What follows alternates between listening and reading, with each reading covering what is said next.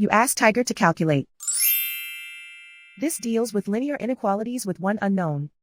The final result is x smaller than -4. Let's solve it step by step.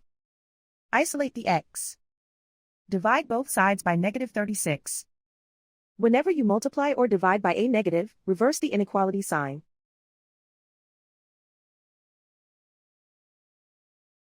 Cancel out the negatives.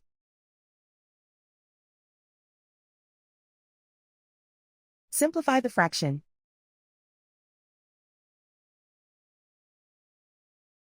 Move the negative sign from the denominator to the numerator.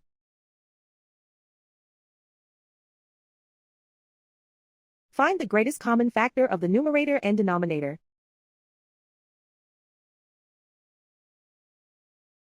Factor out and cancel the greatest common factor.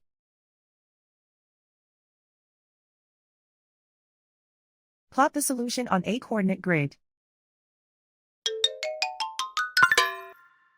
And so the final result is x smaller than -4.